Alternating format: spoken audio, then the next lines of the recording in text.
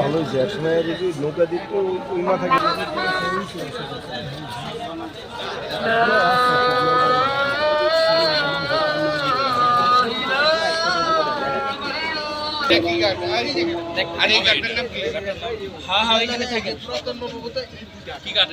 জয়কালী মন্দির ঘাট, জয়কালী মন্দির জোড়াঘাট, এই যেখানে জোড়াঘাট, জোড়াঘাট এই যে আমার কাছে লিস্ট আছে, এই যে 11 নম্বর ঘাট, 11 নম্বর ঘাট।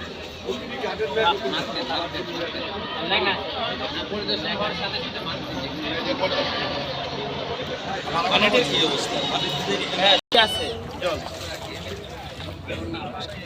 এই যে কেমিক্যালের পানি বাইরে চলে যাবে।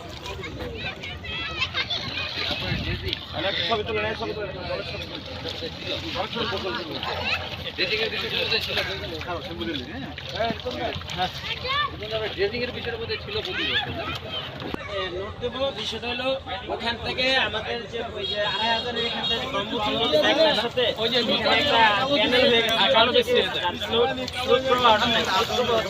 করলে অবস্থা হইতো না, গোসল করলে আপনার ইয়া হয় না না না না মোটামুটি আছে না ওই সেম ভিডিও মানে আপনার কেন হচ্ছে এরকম কেন হচ্ছে বলে আপনার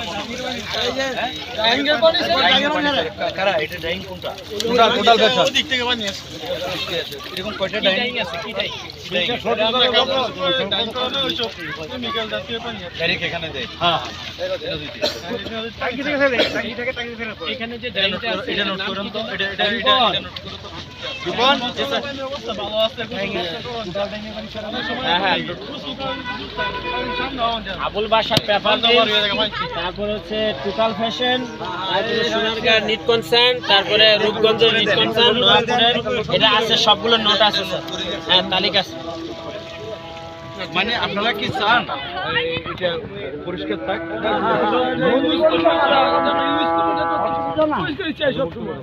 সবাই স্নান করে হিন্দু মুসলমান সবাই এটা আমরা পরিষ্কার আমরা দরকার পানি খাই, এখন তো আমরা গোসল করতে পানি খাবো আমি মাছে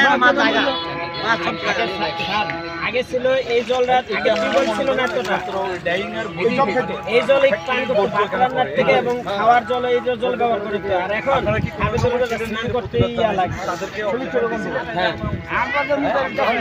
আছে না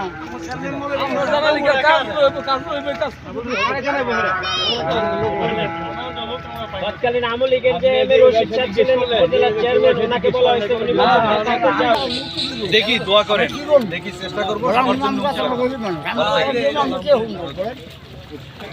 ঠিক আছে।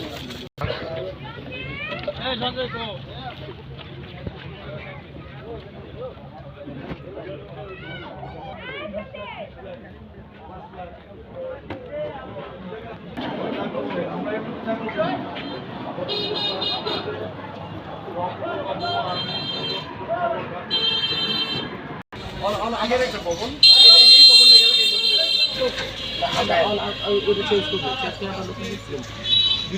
খালি যে কি আইলে নাঙ্গল বন্ধ খানা দেখি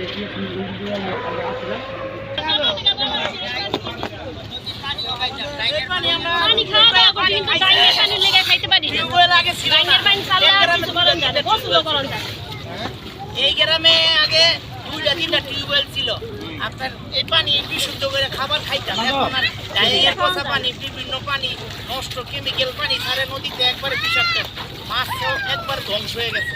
এটা খাবার উপযোগী তো দূরের কথা, এখন এটা হাত দেওয়া আসলে বুড়া হয়ে যায় গোসল করলে বিপদে পড়ে মানে না পড়ে গোসল করা লাগে।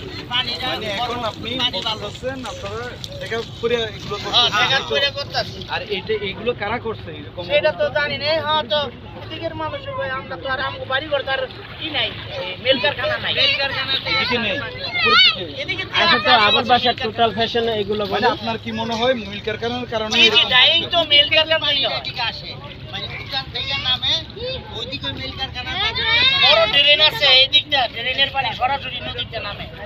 এই ভালো তোর তো ঠিক আছে, দেখি আমরা চেষ্টা করব আপনাদের যতটুকু পারেন একটু করেন, এটা থেকে একবারে পরিত্রাণ- বিলীন হয়ে যাবো। আর কিছুদিন পরে আমগো প্রজন্ম তো সে আমগো ছোট ছোট প্রজন্ম আর নদী কি জিনিস বুঝতোই না, পানি কি জিনিস বুঝতোই না।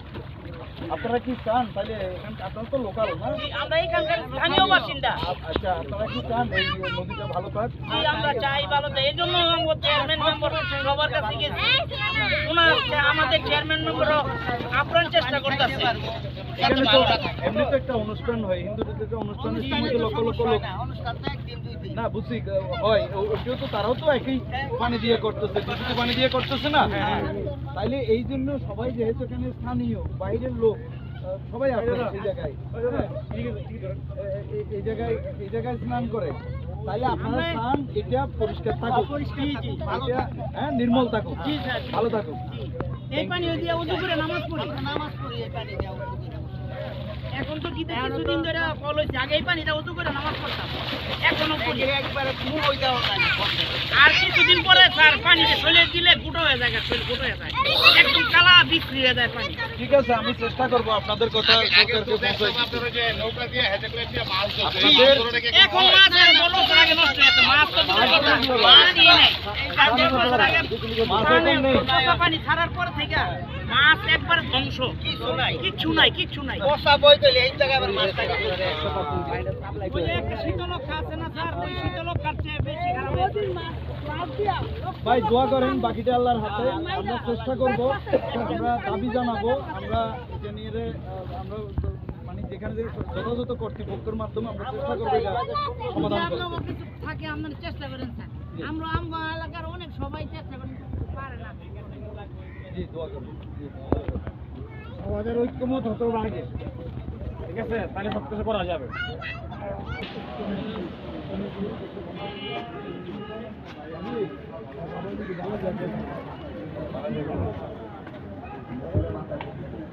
বাবা কি বলবো, ভালো জায়গায় থাকতো